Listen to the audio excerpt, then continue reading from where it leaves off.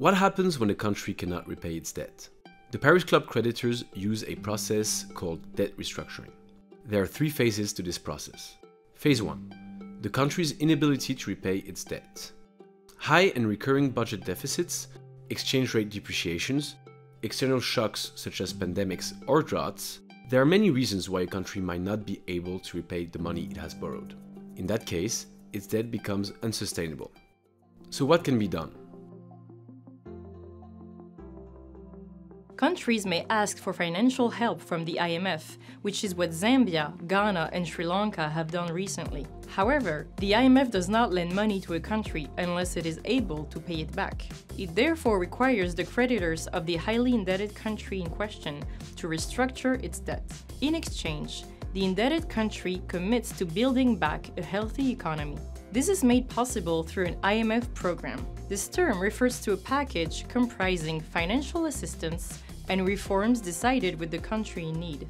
Such reforms might include, for example, reducing public spending while maintaining support for the most vulnerable. Once the program is set, the country and its creditors need to agree on the terms of a debt restructuring. Phase 2. Negotiations. The debtor country and its creditors meet at the negotiating table in Paris.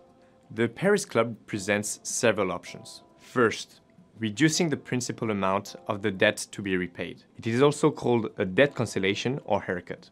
Second, changing the repayment schedule by extending the repayment period and possibly reducing the interest rates. Third, a mix of these 2 options. Whichever option is used, it requires an effort on the creditor's part.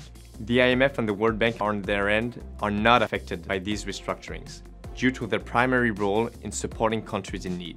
Paris Club creditors, however, will need to participate in the debt treatment. They will want to make sure that other creditors, both public and private, are subject to comparability of treatment. This means that other creditors will need to make an effort at least as important as the Paris Club members. Phase 3. Agreements. Following the Paris Club negotiations, which may last several days, the parties involved sign a multilateral agreement. This agreement is then transposed into the legislation system of each signing creditor country via a bilateral agreement with the borrower. It was recently the case for France with Suriname, for example. Through these legally binding agreements, the debtor country commits to repaying its restructured debt.